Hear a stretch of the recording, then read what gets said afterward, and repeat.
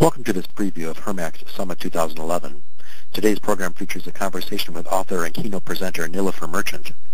Hosting today's conversation is Beth Bondi, Director, Acquisition Management Office for BMO Harris Bank, and the Chair of the Summit 2011 Program Committee. Welcome, Nilofer. We are very excited about you joining the Summit in November. I have a few questions I want to ask you related to your topic of your new book, The New How. I know it focuses on the new paradigm and how companies work. Why are the new strategies needed, and what are some of the new ways we have to look at work?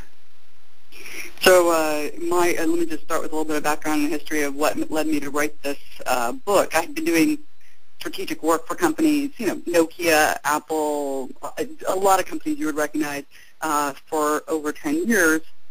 And I just realized as I said that it's probably more like 20 years, but I'm dating myself there, I guess. And in every company, every leadership team keeps thinking about strategy as being this thing a group of elite people do, and then there are the quote-unquote doers who actually execute.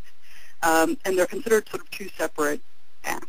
But in this day and age where ideas are really the thing we're trying to bring to market, it seemed to me we needed a completely different approach, that corporate vision could certainly belong to a more definitive group, but every other strategy, business strategy, product strategy, customer strategy, etc., is not solo work. It's not stuff that one group then tells another group what to do, but group work. And when we don't recognize that reality, what we have in our businesses is a term I call in the book the air sandwich. Meaning the top tells the bottom what to do, and in the middle is this big pocket of air that's because people aren't actually talking to one another. All the necessary trade-offs, discussions, debates, understanding, etc. are not happening.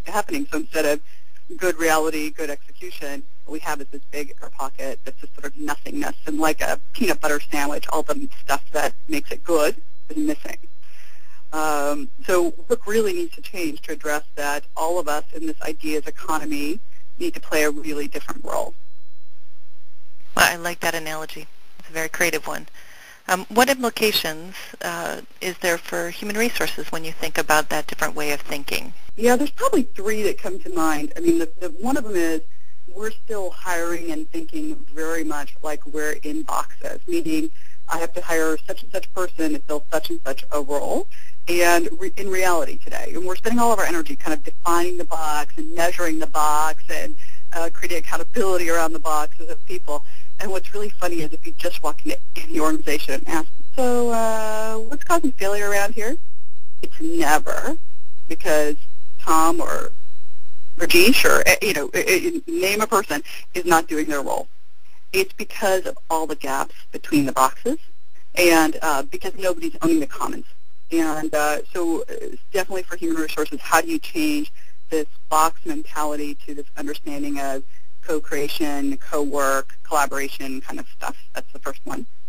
Second is, how do you even look at leaders? So one of the things I keep noticing is how much we attribute, the leader should do that. And I'm like, but we're all leaders. We're all leaders of ideas because that's the current thing we're producing. And each of us can own that. And so we need to redefine what we consider to be, quote-unquote, a leader and how we kind of empower people, using an overused word, but empower people to really own their bit.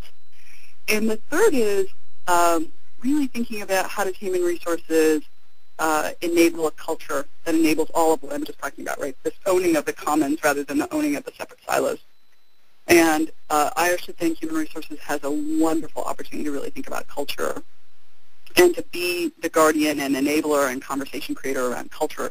I was over at Facebook the other day for lunch, and a guy named Richard Cho is doing recruitment. As he walked around the building with me, what he pointed out was people were writing graffiti on the wall, and they thought that was cool. And somebody in HR had created posters that were sort of philosophies, for lack of a better word, and they're not like even worried about putting them up in really pretty spots. They're putting them up anywhere, on the refrigerator and the side of the walls. And the culture there is definitely like we own it, and it's ours. And if this building's messy, it's because it's our creative act that makes it messy. And I thought that was so interesting that Richard sort of used his role as enabling messiness rather than enabling neatness and tidiness. And in that one way, he said, here's the culture that we have here, and how do I foster that in every possible way? Right. Wow, that's an interesting example, too. So can you give us a sneak peek of some key points you'll be sharing with us at Summit, knowing that you'll be addressing about 1,000 human resource professionals? Yeah, so my big thing is about how do we get human beings to show up to work energized, excited, and still human, right? Not just building in a box and a thing, but fully alive at work.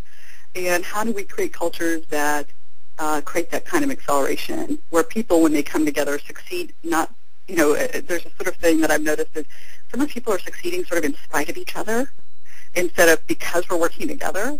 And what I've been trying to do with certainly the work in How and the other work I've been doing for the last few years is trying to figure out decoding what are those cultural elements that allow us to have trust, that allow us to have shared purpose, that allow us to know that when we come together, we co-create something way, way bigger, or we build on each other's ideas, and we make those ideas market-changing because of the work we do together. And I have some of those ideas ready to share, tips and approaches and philosophies for the conference. Wow. Well, I am really looking forward to your additional insights, and we appreciate you speaking with us, and look forward to seeing you in November. Wonderful. Glad to be there. Thanks so much. Hear more from Nilofer and other thought leaders on Tuesday, November 8th. For more information and to register, visit us online at hermac.org.